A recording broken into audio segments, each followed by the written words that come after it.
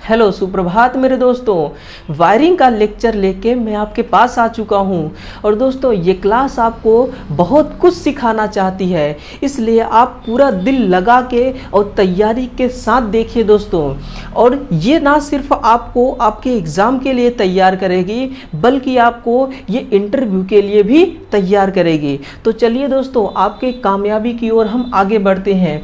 ज़रा गौर से देखिए इस मोटिवेशन लाइन को कि मुश्किल इस दुनिया में कुछ भी नहीं, फिर भी लोग लड़ना छोड़ देते हैं। दोस्तों इस दुनिया में हारने लायक कोई ऐसी चीज़ नहीं है, लेकिन फिर भी लोग लड़ना छोड़ देते हैं। लेकिन अगर पाने की चाहत सच्चे दिल से हो तो मुश्किलें भी साथ देती हैं। दोस्तों इस लाइन को आप याद रखना कि अगर पाने की चाहत सच्चे दिल से हो तो मुश्किलें भी आपका साथ देती हैं। ये वो लाइन है दोस्तों जो आपको मुश्किलों के वक्त बहुत काम आएंगी। ये मुश्किलों के वक्त आपको लड़ना सिखाएंगी। तो ध्यान रखिएगा दोस्तों इस लाइन को, ये लाइन आपके जीवन में बहुत बड़ी बदलाव ला सकती है। तो चलिए दोस्तों हमारा सुबह का 7 बज चुका है, अब हम अपने कामयाबी की ओर अग्रसर होते हैं। तो दोस्तों एक वादा कीजिए आप मुझसे कि आप इस क्लास को अधिक से अधिक शेयर करेंगे और उन जरूरतमंद लोगों तक पहुंचाएंगे जिनको दोस्तों जरूरत है ऐसे क्लास की। तो चलिए दोस्तों हम इस क्लास को साक्षी मानते हुए हम प्रश्नों को हल करना प्रारंभ करते हैं। देखिए पहला क्वेश्चन है, इसका आंसर दीजिए दोस्तों कि घरेलू वायरिंग में मैगर टेस्ट के दौरान कंडक्टर से कंडक्टर रेजिस्टेंस का मान कितना होता है। आपसे पूछा गया है कि कंडक्टर से कंडक्टर रेजिस्टेंस का मान कितना होता है। आप इसका आंसर दीजिएगा दोस्तों। इसका सही आंसर होगा कि 3 मेगा ओम। कितना? 3 मेगा ओम इसका करेक्ट आंसर होगा। अब ध्यान दीजिएगा दोस्तों, जरा इस प्रश्न को गौर से देखिए कि अगर आप मैगर से टेस्ट करते हैं, है ना, किसी वायरिंग को मैगर से जब आप टेस्ट करते हैं तो प्रतिरोध का मान कितना होना चाहिए? 3 मेगा ओम से अधिक होना चाहिए। अब ध्यान देना दोस्तों, मेगा का मतलब क्या होता है ना, तो मेगा का मान होता है 10 की घात 6। 10 की घात 6 का मतलब क्या है कि अगर आप 10 के आगे 5 जीरो और लगाते हैं, 10 के आगे 5 जीरो और लगाते हैं तो ये बन जाता है दोस्तों 10 की घात 6 यानी कि 1 मेगा ओम। अगर इसको आप 3 से मल्टीप्लाई करेंगे तो कितना आएगा दोस्तों? आप खुद देख लिए, ये 30 लाख हो जाएगा। कितना?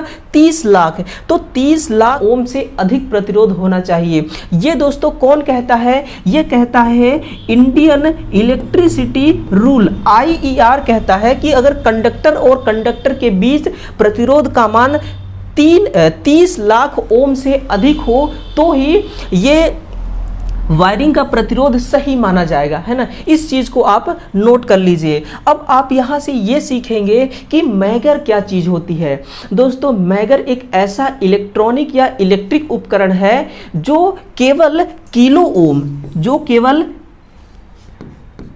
ओम और मेगा ओम और गीगा ओम, किलो ओम, मेगा ओम और गीगा ओम में प्रतिरोध को मापता है। यानी कि इसका काम है उच्च प्रतिरोध को मापना। उच्च प्रतिरोध को कौन मापेगा? तो ये मापेगा दोस्तों आपका मैगर। अब ध्यान देना, यहां से एक बार क्वेश्चन पूछा गया था कि मैगर में कितने टर्मिनल होते हैं। तो गौर से देखिए दोस्तों, मैगर में केवल 2 टर्मिनल होते हैं। कितने? केवल 2 टर्मिनल होते हैं। कौन कौन से? तो देखिएगा दोस्तों, एक तो होगा आपका फेज, एक होगा आपका फेज और दूसरी क्या होगी? ये दूसरी वाली होगी आपकी अर्थ। ये क्वेश्चन दोस्तों आपको नोट कर लेना चाहिए। आगे देखिए, अब दोस्तों हम मैगर का पोस्टमार्टम करते हैं। मैगर क्या चीज़ है? तो दोस्तों एक प्रकार की ये डिवाइस है। क्या है ये?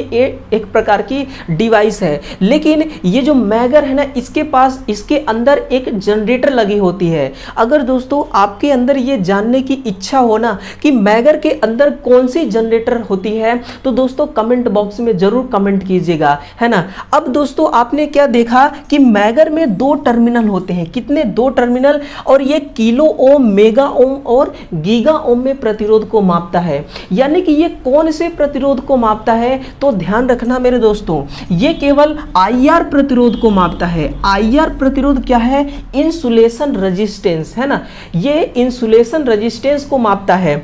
एक होता है कंडक्टर, एक होता है इंसुलेटर। तो दोस्तों देखिए, आपके पास क्या है? एक है चालक, चालक को कहते हैं कंडक्टर। अगर चालक का प्रतिरोध मापना है तो आप कौन से मीटर का प्रयोग करेंगे? आप दोस्तों ओम मीटर का प्रयोग करेंगे, है ना। लेकिन अगर आपको इंसुलेटर का प्रतिरोध मापना है, इंसुलेटर का प्रतिरोध मापना है तो आप किसका प्रयोग करेंगे?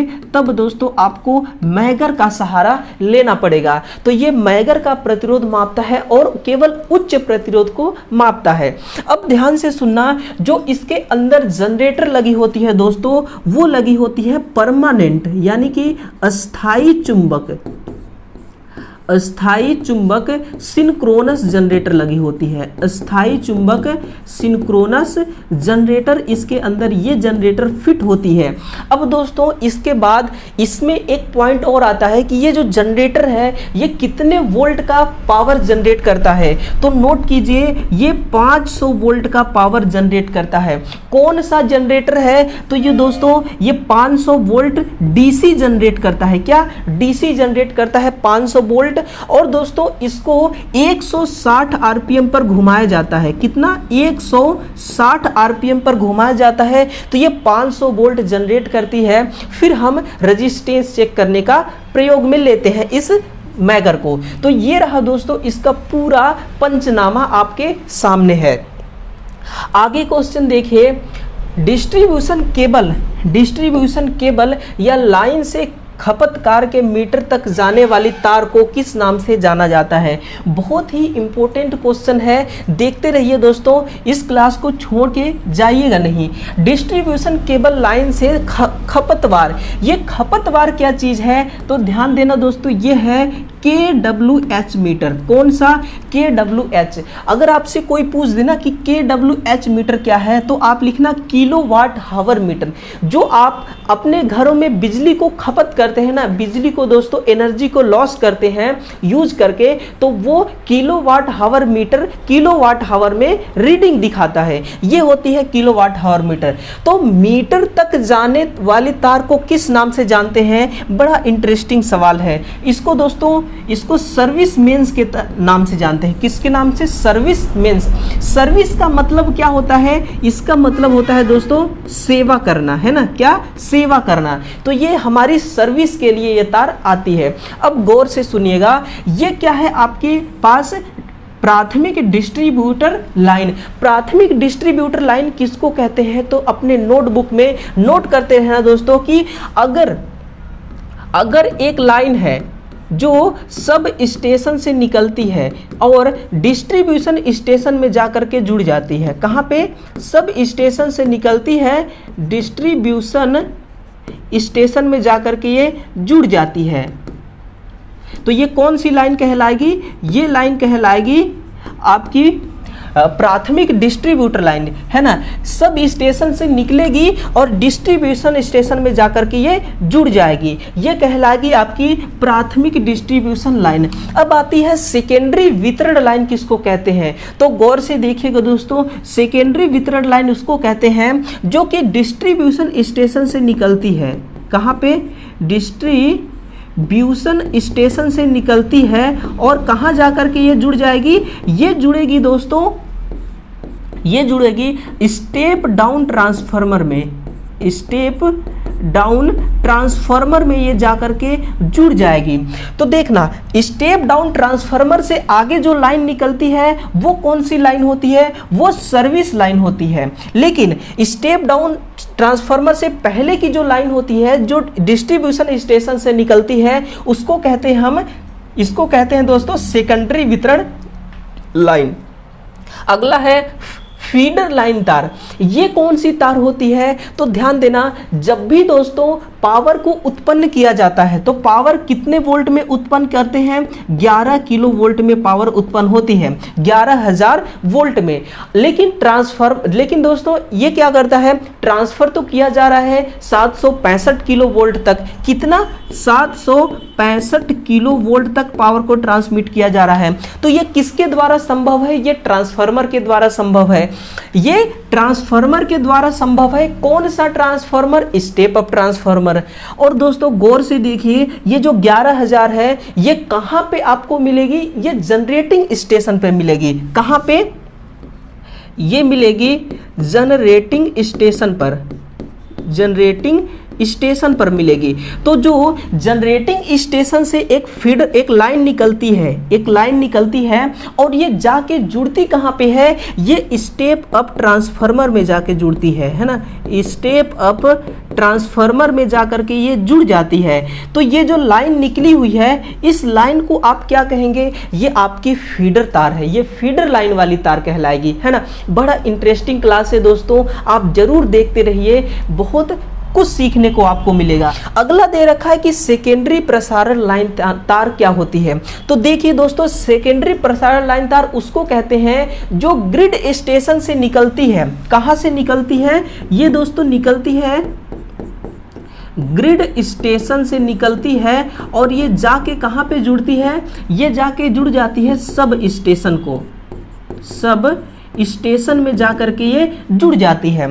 दोबारा दोस्तों इसको ध्यान से देखिए कि प्राथमिक डिस्ट्रीब्यूशन लाइन वो चीज है जो कि डिस्ट्रीब्यूशन स्टेशन से निकलती है और स्टेप डाउन ये नहीं, ये है सब स्टेशन से निकलती है और डिस्ट्रीब्यूशन स्टेशन में जाकर के ये कनेक्ट हो जाती है। और सर्विस मेंस दोस्तों ये आपके सामने है, डिस्ट्रीब्यूशन लाइन स्टेशन से निकलती है और स्टेप डाउन ट्रांसफार्मर में जाके कनेक्ट हो जाती है। ये कौन सी कहलाती है? ये सेकेंडरी वितरण लाइन कहलाती है। और जब स्टेप डाउन ट्रांसफार्मर के बाद की जो लाइन निकलती है वो सर्विस लाइन होगी। फीडर लाइन वो चीज है जहां से 11,000 वोल्ट पैदा किया जा रहा है और इस वोल्टेज को बढ़ाने के लिए ट्रांसफार्मर की मदद लिया जा रहा है।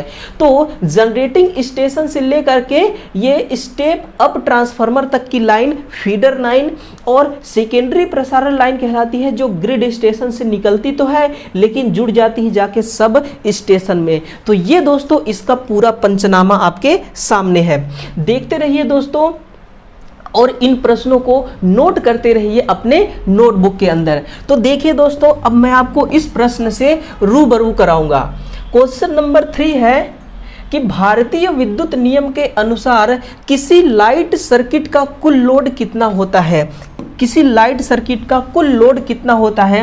वो होता है दोस्तों 800 वाट। कितना? 0.8 किलोवाट, 0.8 किलोवाट या 800 वाट, ये दोनों चीज एक ही बराबर है, एक ही जैसे है। तो देखना, ये जो आपकी 800 वाट है ना, ये 800 वाट को फिक्स किसने किया है? तो दोस्तों ये कौन से अधिनियम में फिक्स है? तो दोस्तों ये फिक्स किया गया है इंडियन इलेक्ट्रिसिटी रूल में। कौन से? इंडियन इलेक्ट्रिसिटी रूल के द्वारा ये फिक्स किया गया है। उन्होंने ये बात फिक्स कर दिया है कि 800 वाट से अधिक लोड नहीं होना चाहिए। किस कंडीशन में? कौन से सर्किट में? केवल लाइट सर्किट की बात कही जा रही है ना, केवल लाइट सर्किट की बात कही जा रही है। और दोस्तों इसमें कुछ और कंडीशन होते हैं। पहली कंडीशन क्या है कि लोड 800 किलोवाट से अधिक 800 वाट से अधिक नहीं होना चाहिए। और इसमें जो पॉइंट है वो बिंदु कितने होनी चाहिए? वो 10 बिंदु से अधिक नहीं होने चाहिए। ये बिंदु किस चीज को बताती है दोस्तों? ये बिंदु बताती है पॉइंट को। पॉइंट का मतलब है कि जैसे कि आपने एक फैन लगा दिया, यहां पे आपने क्या लगा दिया? फैन लगा दिया। फिर आपने इसके अलावा जितने भी विद्युत को खपत कराने वाले उपकरण हैं, तो ऐसे 10 उपकरण आप लगा सकते हैं। कितने? 10 उपकरण लगा सकते हैं, लेकिन वाट रेटिंग 800 वाट से अधिक नहीं होना चाहिए। इस चीज को आपको ध्यान रखना है। ये बहुत ही अच्छी चीज़ है, ये दोस्तों आपके एग्जाम में पूछी जाती है। तो 10 बिंदु से अधिक नहीं होना चाहिए, 800 वाट से अधिक नहीं होना चाहिए। ये तो लाइट सर्किट के लिए है। अब ध्यान देना दोस्तों, कभी कभी पावर सर्किट के लिए भी पूछ लेती है। कौन सी सर्किट के लिए? पावर सर्किट के लिए। तो पावर सर्किट में दोस्तों 3 किलोवाट से अधिक लोड नहीं होना चाहिए, है ना। 3 किलोवाट को हम 3000 वाट भी कहते हैं। तो 3000 वाट से अधिक लोड नहीं होना चाहिए। और उपभोग बिंदु कितने होने चाहिए? 2। दोस्तों उपभोग बिंदु का मतलब ये होता है, जैसे कि आपका हो गया सीलिंग रोज, जहां से आप पावर सप्लाई लेते हैं, जहां से आप सप्लाई ले सकते हैं, उसको कहा जाता है उपभोग बिंदु, है ना। मैंने यहाँ पे आपको विद्युत उपकरण को बता दिया, लेकिन इसका मतलब क्या होता है कि आपको जहां से आपको पावर मिल सके। जैसे कि ये एक आपका सीलिंग रोज है। सीलिंग रोज में इस प्रकार से पॉइंट होते हैं, है ना। तो यहां से आप फेस न्यूट्रल ले सकते हैं। यहां से मेन आएगी, अब यहां से आप दूसरे लोड के लिए निकाल सकते हैं। तो ऐसे सीलिंग रोज कितने आप कनेक्ट कर सकते हैं? 10, इससे अधिक नहीं। और इसमें 2 कर सकते हैं। तो ये चीजें होती है। अगला क्वेश्चन देखिए कि स्विच बोर्ड फिट करने का सही ऊंचाई कितनी होना चाहिए। दोस्तों ये क्वेश्चन आपको आपके नॉलेज के लिए बहुत ही ज़रूरी है। ये एग्ज़ाम में पूछे या ना पूछे, लेकिन दोस्तों ये आपको ज़रूर आना चाहिए कि स्विच बोर्ड को फिट करने का सही ऊंचाई कितना होना चाहिए। वो दोस्तों होना चाहिए 1500 mm। कितना? 1500 mm होना चाहिए। अगर दोस्तों आपको इसको मीटर में बदलना है तो क्या करना होगा कि आप 1500 को 1000 से भाग दे दीजिए। जब इस 2 जीरो को 2 जीरो से काटेंगे तो बचेगा 15/10। इसको सॉल्व करेंगे तो 1.5 मीटर आएगा। कितना? 1.5 मीटर आएगा। तो 1500 mm होना चाहिए और 1.5 मीटर होनी चाहिए। इससे अधिक नहीं होना, इससे कम नहीं होना चाहिए।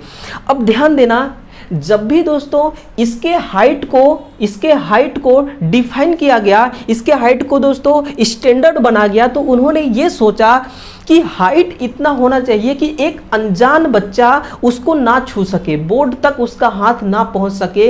इसलिए इन्होंने 1.5 मीटर को ही सही माना और इसी को सही मानते हुए हमें भी इसी को सही मानना है ना। तो 1.5 मीटर ये इसकी हाइट होनी चाहिए। अब दोस्तों कभी कभी आपसे ये भी पूछता है कि जो आपकी सीलिंग फैन है, उस सीलिंग फैन की हाइट कितनी होनी चाहिए। तो लिखना, इसमें 2 कंडीशन आती है। इसमें पहली जो कंडीशन है कि मिनिमम कितना होना चाहिए, तो मिनिमम होना चाहिए 2.75 मीटर। कितना? 2.75 मीटर। और अधिकतम कितना होना चाहिए? अधिकतम होना चाहिए 2.50 मीटर, है ना। और मैक्सिमम होना चाहिए दोस्तों 3 मीटर। कितना? 3 मीटर, इतना हाइट होना चाहिए।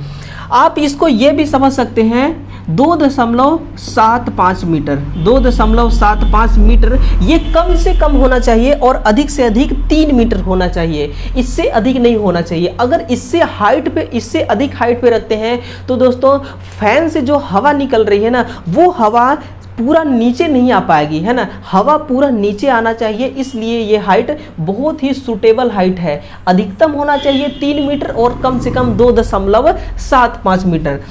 अब चलिए दोस्तों मैं अगले प्रश्न की ओर आपको ले चलता हूँ। क्वेश्चन नंबर 5 है कि भारतीय विद्युत नियम के अनुसार सप्लाई वोल्टेज का टॉलरेंस कितना होता है।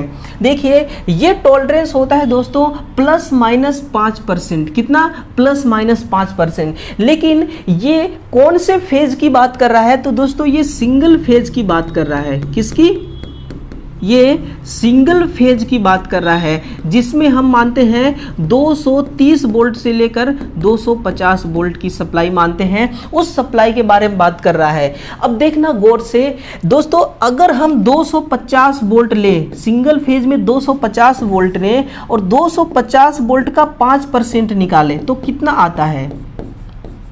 देखिए एक जीरो से ये एक जीरो कटेगी, 25 पंचे 125 यानी कि 12.5, कितना 12.5 वोल्ट आती है। तो सुनना 12.5 वोल्ट को अब हाफ कर दीजिए, आप 2 से डिवाइड कीजिए तो कितना आ जाएगा, ये 6.25 वोल्ट है ना, 6.25 वोल्ट।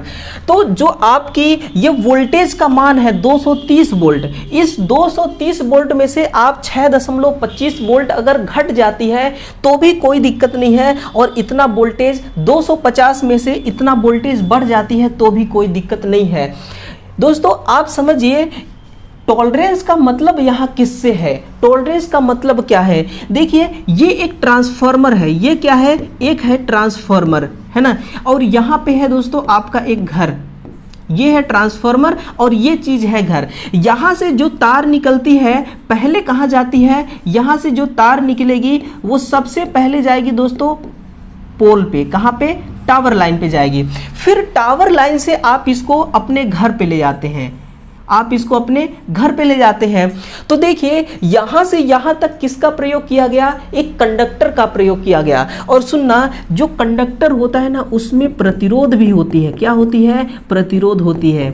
और वो प्रतिरोध क्या करता है, वोल्टेज को ड्रॉप कराने की कोशिश करता है। तो वोल्टेज कितना ड्रॉप होना चाहिए, अगर वोल्टेज 5% ड्रॉप हो रहा है तो कोई दिक्कत नहीं है, लेकिन 5% से अधिक ड्रॉप नहीं होना चाहिए, ये रूल के खिलाफ हो जाएगी।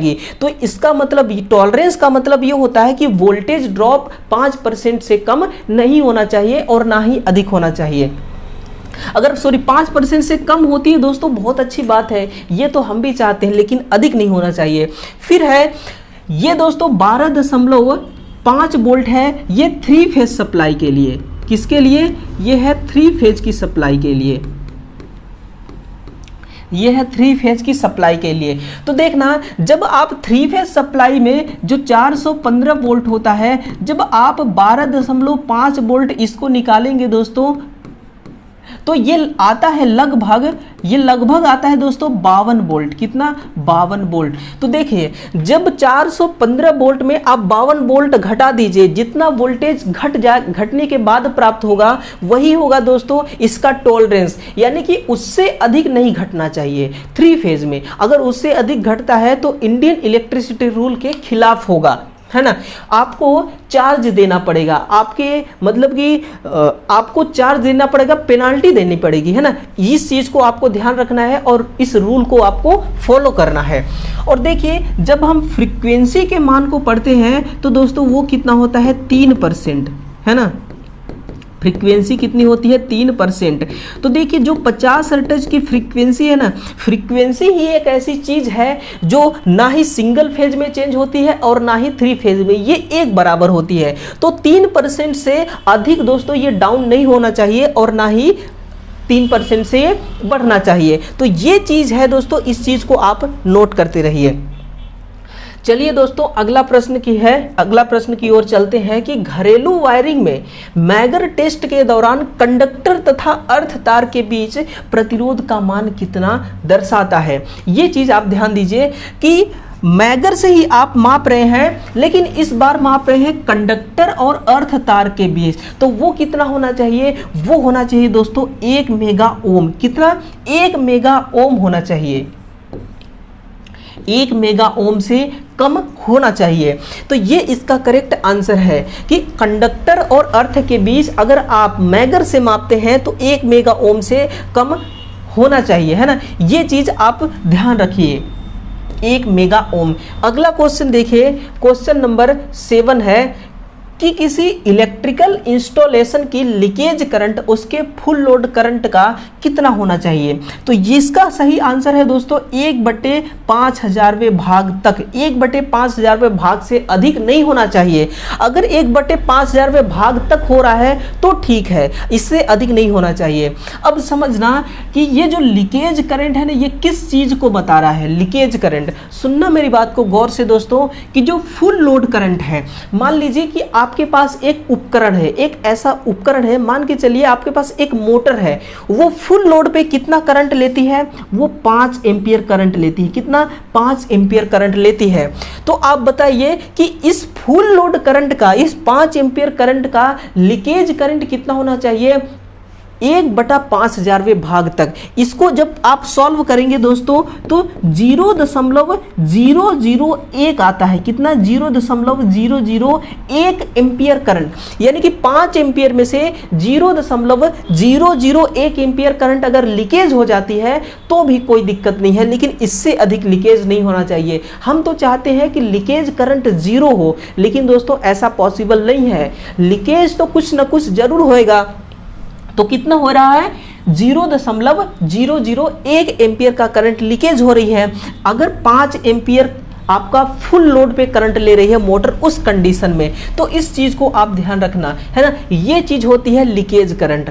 अब देखिए दोस्तों, जो लीकेज करंट है इससे हमें छुटकारा पाने के लिए हम किस ब्रेकर का प्रयोग करते हैं? तो आप नोट कीजिएगा, ELCB का प्रयोग करते हैं, है ना। ELCB का प्रयोग करते हैं, अर्थ लीकेज सर्किट ब्रेकर।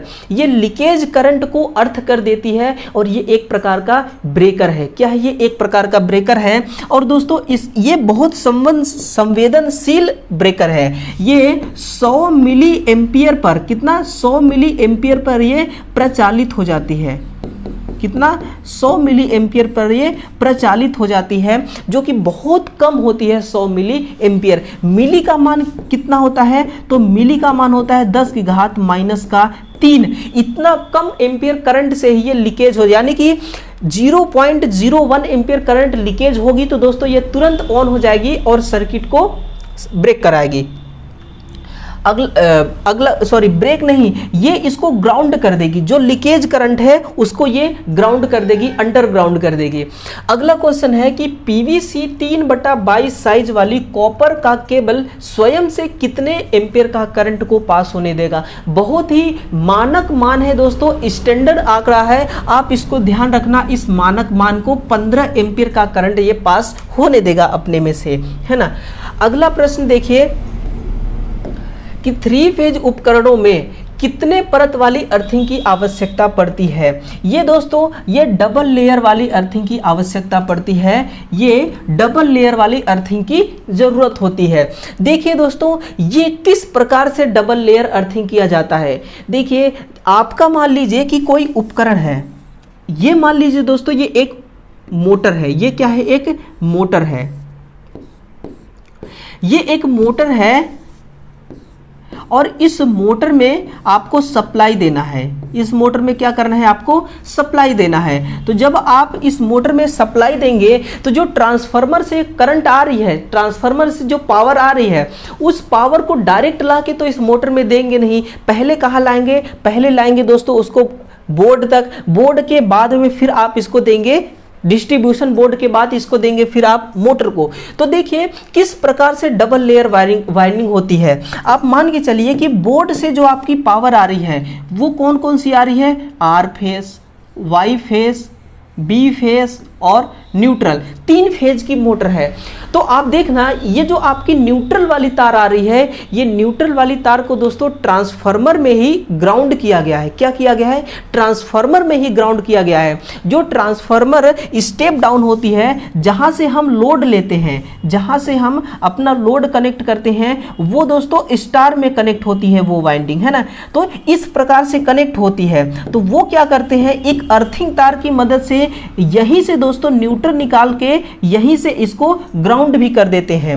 एक साइड पे ये न्यूट्रल वायर निकाल देंगे यहीं से और दूसरे साइड पे इसी को इस प्रकार से ग्राउंड कर देते हैं। तो पहली अर्थिंग हो गई। और दूसरी अर्थिंग कैसे होता है? दूसरी अर्थिंग के लिए हम मोटर की बॉडी से ही एक तार लेते हैं यहां से और इस तार को दोस्तों जमीन में इस प्रकार से गाड़ देते हैं, है ना। जमीन में इसको गाड़ देते हैं और इस प्रकार से ये अर्थिंग होती है।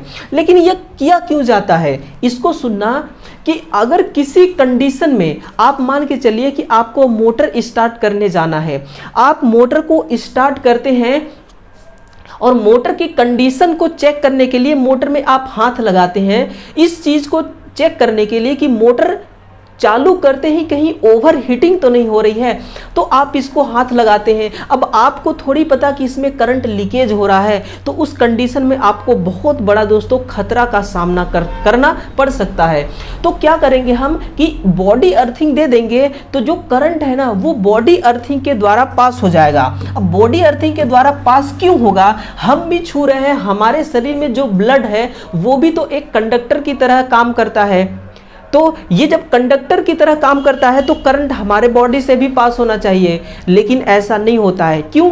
क्योंकि जो हमारी शरीर है ये सूखी है, सूखी त्वचा हो, है ना, अगर सूखी त्वचा हो तो इसका प्रतिरोध कितना होता है, 70 से लेकर के दोस्तों 100 किलो ओम प्रति स्क्वायर सेंटीमीटर, है ना, इतना होता है सूखी त्वचा का प्रतिरोध।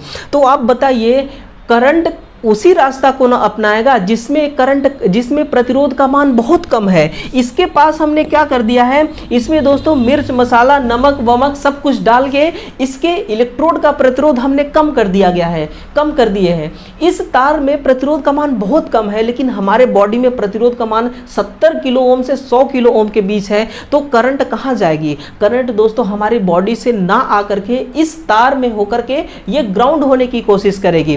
तो इस प्रकार से हम अर्थिंग लेके हम अपने आप को सेफ्टी करते हैं। तो डबल अर्थिंग दोस्तों करना बहुत ही जरूरी है। इस प्रकार से ये डबल अर्थिंग किया जाता है ना। थ्री फेज उपकरणों की बात की जा रही है। और सिंगल फेज में दोस्तों आप चाहे सिंगल फेज हो चाहे 3 फेज हो, सभी फेजों के लिए हम अर्थिंग जरूर करते हैं।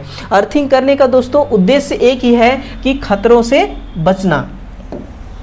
अगला क्वेश्चन, डबल अर्थिंग के दौरान दोनों इलेक्ट्रोडों के बीच की आपसी दूरी कम से कम कितना होना चाहिए। ये बहुत ही दोस्तों कॉमन क्वेश्चन है, आप इसको डबल स्टार लगाइए। ये बहुत ही महत्वपूर्ण प्रश्न है कि डबल अर्थिंग के दौरान दोनों इलेक्ट्रोडों के बीच की आपसी दूरी बताइए, कम से कम कितना होना चाहिए। तो कम से कम दोस्तों होना चाहिए 5 मीटर। कितना?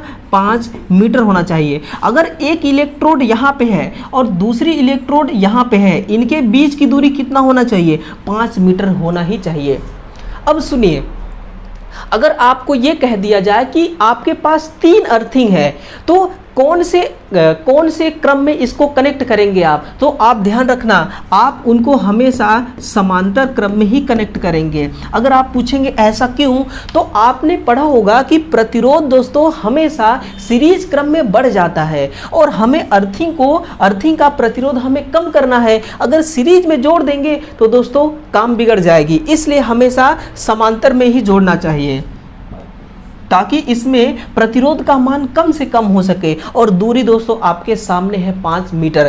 तो अब बताइए दोस्तों, इन प्रश्नों से आपको कितना कुछ सीखने के लिए मिला। उम्मीद है कि बहुत कुछ सीखने के लिए मिला होगा और बहुत कुछ दोस्तों आपने अपनी नोटबुक में भी नोट किया होगा, जो आपके एग्जाम में दोस्तों डायरेक्ट काम आएगा। यही वो छोटे छोटे पॉइंट है जो एग्जाम में दोस्तों प्रश्नों के माध्यम से आपके सामने आकर के खड़ा हो जाते हैं। और दोस्तों ये आपको ना सिलेक्शन तक यही प्रश्न ले जाएंगे। अगर इन प्रश्नों को आप इग्नोर नहीं करेंगे तो, है ना, बहुत ही महत्वपूर्ण प्रश्न है। तो दोस्तों उम्मीद है कि आपने इस क्लास को जरूर शेयर किया होगा। अधिक से अधिक शेयर करें दोस्तों, जितना हो सके उतना आप जरूर शेयर करें और अधिक से अधिक लोगों तक इस क्लास को पहुंचाएं। और साथ ही साथ दोस्तों चैनल को भी सब्सक्राइब कर लें, ताकि आप भी हमारे इस फैमिली से, इस प्यारे से दोस्तों जो 400-500 विद्यार्थियों की फैमिली है, इस फैमिली से आप जुड़ सकें। तो चलिए दोस्तों, कल सुबह हम फिर मिलते हैं। तब तक के लिए सभी विद्यार्थियों को मेरा बहुत बहुत धन्यवाद।